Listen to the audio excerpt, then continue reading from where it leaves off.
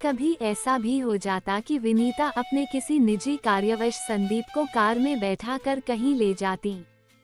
संदीप घंटों के पश्चात प्रसन्न मुद्रा में वापस लौटते और बताते कि वो किसी बड़े होटल में विनीता के साथ भोजन करके आ रहे हैं। मेरे अंदर की औरत ये सब सहन नहीं कर पा रही थी। मैं ये सोचकर ईर्ष्या से जलती भुनती रहती कि विनीता की खूबसूरती ने संदीप के मन को बांध लिया है। अब उन्हें मैं फीकी लगने लगी हूँ। उनके मन में मेरा स्थान विनीता लेती जा रही है। कभी मैं क्षुब्ध होकर सोचने लगती, इस शहर में मकान बनवाने से मेरा जीवन ही नीरस हो गया। एक शहर में रहते हुए संदीप और विनीता का साथ कभी नहीं छूट पाएगा। अब संदीप मुझे पहले की भांति कभी प्यार नहीं दे पाएंगे। विनीता अदृश्य रूप से मेरी सौत बन चुकी है। हो सकता है दोनों हमबिस्तर हो चुके हों।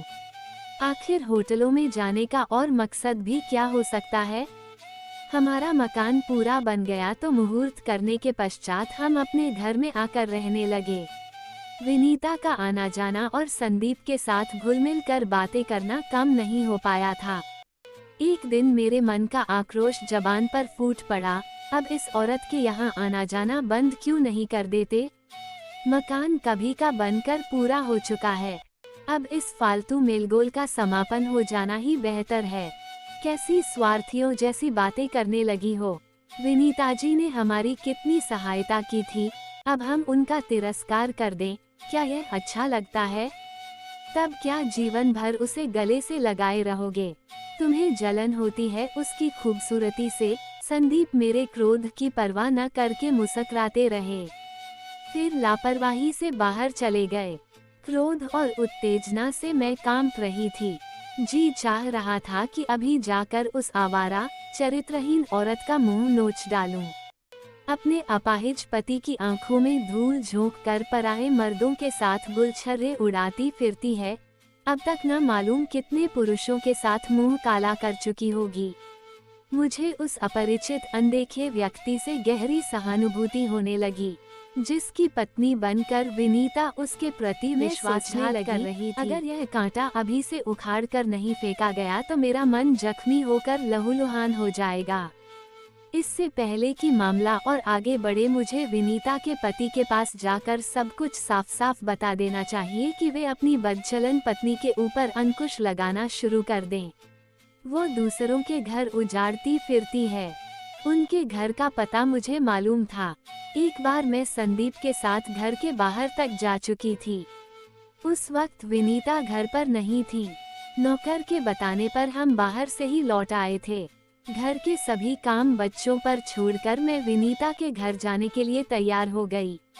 एक रिक्शे में बैठकर मैं उनके घर पहुंच गई। विनीता घर में नहीं थी।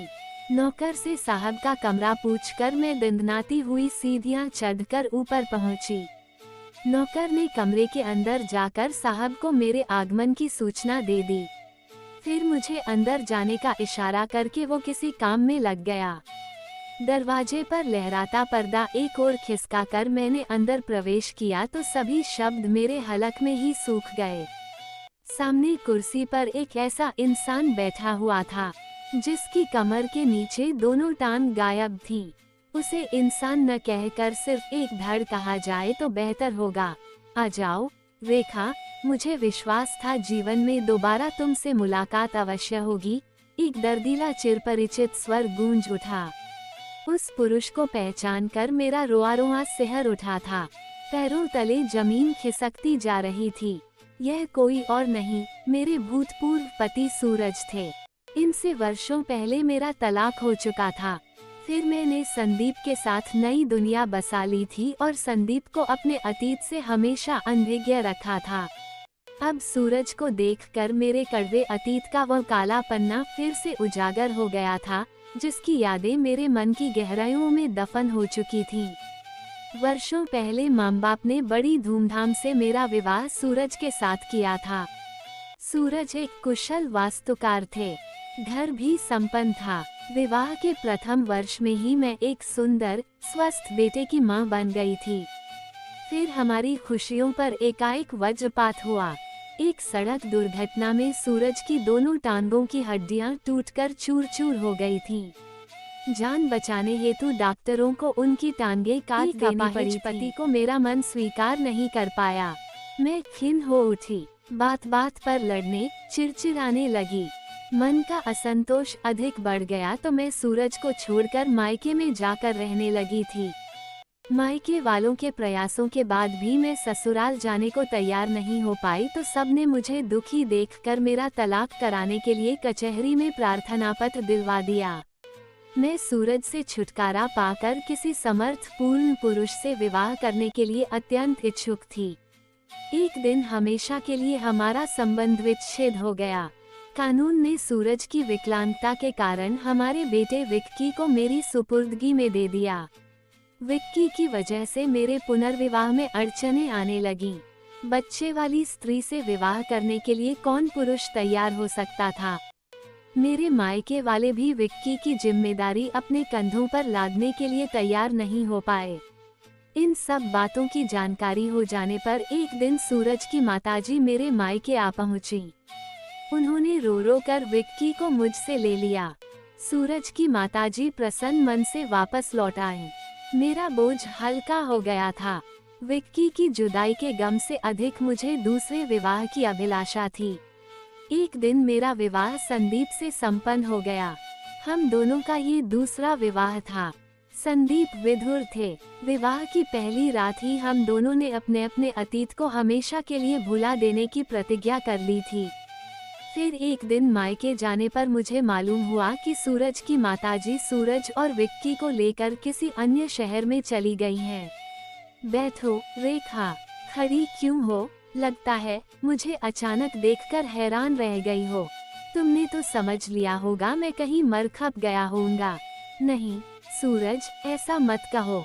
सभी को जीवित रहने का पूरा पूरा अधिकार है। मेरे मुंह से अचानक निकल गया और मैं एक कुर्सी पर निढाल सी बैठ गई। मेरे जीवित रहने का अधिकार तो तुम छीन कर ले गई थी। रेखा, तुम छोड़कर चली गई तो मैं लाश बनकर रह गया था। अगर विनीता का सहारा नहीं मिलता तो मैं अब तक अवश्य मर चुका होता। आज विनीता की बदौलत ही मैं इतनी बड़ी फर्म का मालिक बना बैठा हूँ। बहुत प्रयत्न करने के बाद भी मेरे आंसू रुक नहीं पाए। मैंने मुंह फेरकर रुमाल से अपना चेहरा साफ किया। सूरज कहते जा रहे थे, तुम्हें वो नज याद है जो मेरी देखभाल के लिए माँ ने घर में रखी थी? वो शर्मीली सी विनी। ओह, अब मैं समझी कि मुझे विनीता जी का चेहरा इतना जाना पहचाना क्यों लग रहा था। तुम विनी को नहीं पहचान पाई, परंतु विनी ने पहली बार देखकर ही तुम्हें पहचान लिया था।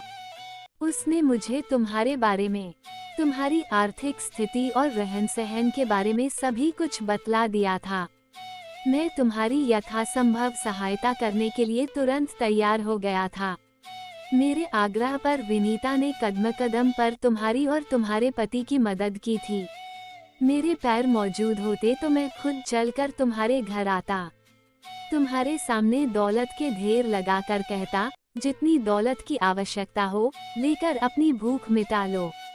तुम इसी वजह से मुझे छोड़कर गई थी कि मैं अपाहिज हूँ, दौलत पैदा करने में असमर्थ हूँ, तुम्हें पूर्ण शारीरिक सुख नहीं दे पाऊंगा। कहते कहते सूरज का गला भर आया था। बस रहने दो सूरज, मैं और अधिक नहीं सुन सकूंगी। मैं रो पड़ी। एक जहरीली चुभती हुई यादगार ही तो हूँ। भुला क्यों नहीं दिया मुझे? कैसे भुला पाता कि मेरे विक्की की तुम माँ हो? विक्की कहाँ है सूरज? वो कैसा है? क्या मैं उसे देख सकती हूँ? मैं व्यग्र होकर कुर्सी से उठकर खड़ी हो गई। सूरज अपने आप को संयत कर चुके थे। विक्की यानी विकास से तुम विनीता के दफ्तर में मिल चुकी हो। वो विनीता के बराबर वाली कुर्सी पर बैठकर दफ्तर के कामों में उसका हाथ बटाता है। अब वो एक प्रसिद्ध वास्तुकार है। तुम्हारे मकान का नक्शा उसी ने तैयार किया था। सच, वही मेरा विक्की है। हर्ष व उत्तेजना से मैं गदगद हो उठी। मेरी आंखों के सामने वो गोरा स्वस्थ युवक घूम गया, जिससे मैं कई बार मिल चुकी थी, बातें कर चुकी थी। मेरे मकान के मुहूर्त पर वो विनीता के साथ मेरे घर भी आया था। अचानक मेरे मन में एक अनजाना डर उभर आया। क्या विक्की जानता है कि मैं उसकी माँ हूँ? नहीं, वो उस माँ से नफरत करता है जो उसके अपाहिज पिता को छोड़कर सुख की तलाश में अन्यत्र चली गई थी। वो विनीता को ही अपनी सगी माँ मानता है। जानती हो रेखा, वो मुझे कितना चाहता है, मेरे बिना भोजन भी नहीं करता। सूरज, मेरी एक बात मानोगे? कहो। रेखा, विक्की से कभी मत कहना कि मैं उसकी माँ हूँ। यही कहना कि विनीता ही उसकी असली माँ है। रोती हुई मैं सूरज के कमरे से बाहर निकल आई। जिस पौधे को मैं उजाड़ कर चली गई थी, विनीता ने उसे जीवनदान देकर हरा भरा कर दिया था। रह गई कि स्वार्थी विनीता है या मैं। कितना गलत समझ बैठी थी मैं विनीता को। इस महान नारी ने 2 बार मेरा घर बसाया था। एक बार अपाहिज सूरज और मासूम बेसहारा विक्की को अपनाकर और दूसरी बार मेरा मकान बनवाकर। मैं सीढ़ियां उतरकर नीचे आ गई। घर वापस लौटी तो मेरे चेहरे की उड़ी हुई रंगत देखकर बच्चे और संदीप सब सोच में पड़ गए। एक साथ ही मुझसे कारण पूछने लगे। मैंने एक गिलास पानी पिया और इत्मीनान से बिस्तर पर बैठकर संदीप से कहने लगी, सुनो, तुम विनीता जी के दफ्तर में जाकर उन्हें और उनके पूरे परिवार को रात के खाने के लिए आमंत्रित कर आओ। उन्होंने हमारे लिए इतना सब किया है, हमारा भी तो उनके प्रति कुछ फर्ज है। बच्चे हैरानी से एक दूसरे का मुंह ताकते रह गए। संदीप मेरी ओर ऐसे देखने लगे जैसे कह रहे हो, औरत सचमुच एक पहेली होती है, उसे समझ पाना असंभव है।